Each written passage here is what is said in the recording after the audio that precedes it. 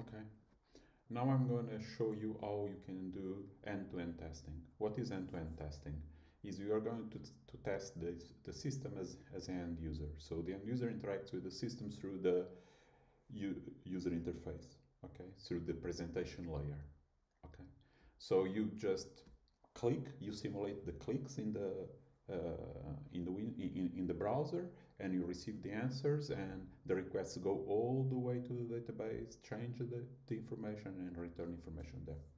So one important thing here is to put information, so to set up before each test, you need to set up the database such that it has the information necessary for the test. So for instance, if you want to test a particular behavior, you don't need to, in the test, to click all the windows such that you first set up the information. No, what you do, you just put information in the database, you go to that, so you get to that particular state of your system, you test it, and then at the end you delete the database. So we're gonna show you how to do it. So the first part, I'm gonna show you the tool working. So I'm gonna execute the test. As you see here, the test is executing. So I'm interacting and I'm simulating the clicks, okay? The interaction of the end user with the database. And on the left side, with the system, and on the left side, what I have is basically the script that is being executed. Okay, so I will show you the script next, but now you can see that it's very easy to understand by looking here. So the first thing as I told you, first I delete the information in the database so that the database is clean when I start, and then I do a couple of inserts in the database, okay? And then the first thing I do is I visit the home page, that's here. And when I visit the home page, I do a get in this tag, data CI, okay, CY, and I will show you these tags that in the code, okay? But the important is that actually, as you see, I just select this button. And when I select it, I can click in it, okay? And when I click, what I see here is that the front end does this GET request to the browser just to authenticate the demo member, okay? Here, what I do is that I wait for the answer. This is nice because these requests sometimes are asynchronous, and these tests may break because of racing conditions. So basically, I'm blocking to receive the response from the server, such that I continue with the interaction when the information is already in the browser. Okay. So now that what I do is that I get this institution. So as you see, I select it there, and then I click there. Okay.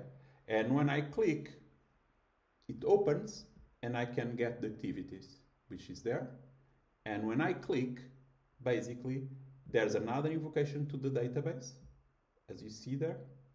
Okay, so to get the activities, and I come here and I get the activities. So there's no activities there, it's empty.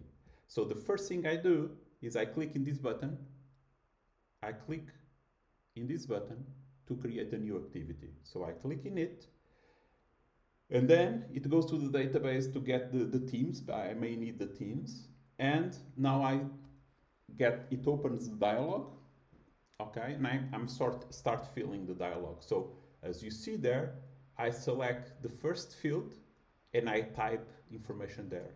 Then I select so it was typed there. Then I select the second field and I type information there, okay? And then the third, and I tap. And I do it this way, okay? And as you see, I keep filling the form.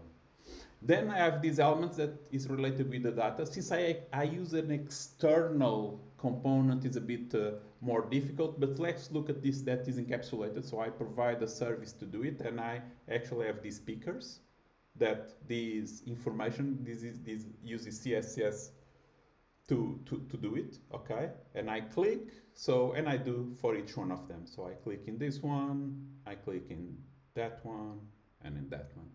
And at the end, I get the button to do the save, and when I click, it invokes the database to create the activity.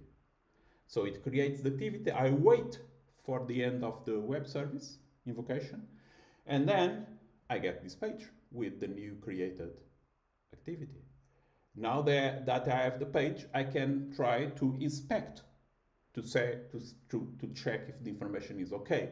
So what I can do is basically I select the table, I get, so I do this to get the table, and I get the rows in the table, and I check that is a single row. Okay, so I check, I expected to have a single one. Then I go to the first one, so this one, and I get the children. And when I get the children, I expect to have 11. Let's see, 1, 2, 3, 4, and we'll see that there are 11 columns. And what I do next is I go for instance, the children, I go for these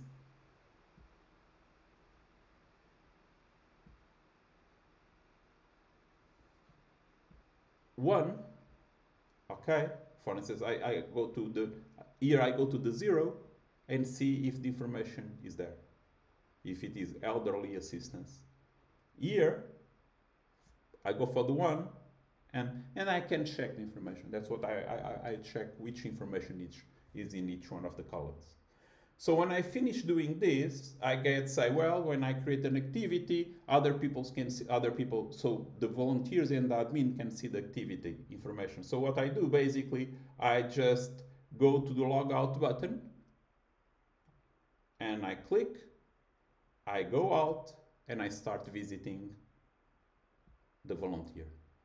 And then I do something similar, it invokes something, and when I click here in the activities, when I get the activities, I get it and I check it here, and then I do the same in the other for the admin, and I do these verifications, and at the end the test finishes and I delete the information in the database. Good. In the next video, I'll show you the code to do this.